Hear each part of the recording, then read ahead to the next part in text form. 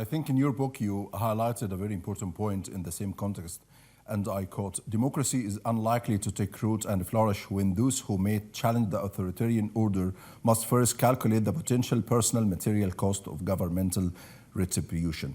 Do you think this is the moment to calculate their potential personal material cost, or we may stay or wait for another 2 or 3 or 4 years? Osama, it's really impossible to predict that.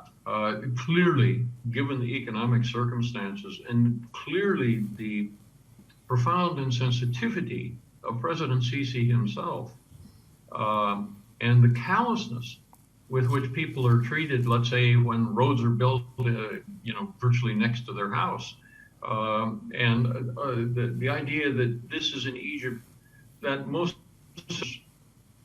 don't have any real role in, that they have been displaced by a regime depending upon the military and the cronies of those people.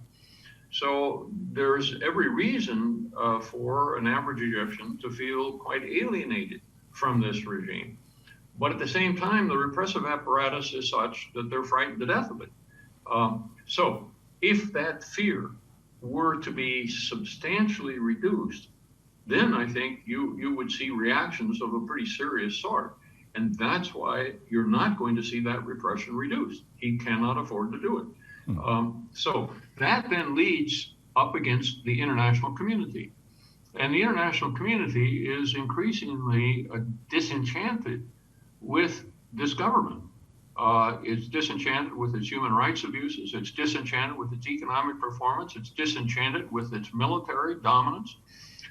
And so the squeeze is coming from the outside, not from the inside. But that outside squeezing over time then begins to empower inside actors who see that the man is isolated. And so he's in a box. And the new agreement just signed with the IMF may be an indication that he realizes that and is trying to figure out a way out of this box that he built for himself. And whether he can do that or not, I don't know. I doubt. Very few political leaders can recreate the political system which, brought them to power and change course dramatically at this stage of their rule. It's not impossible, but it's very difficult.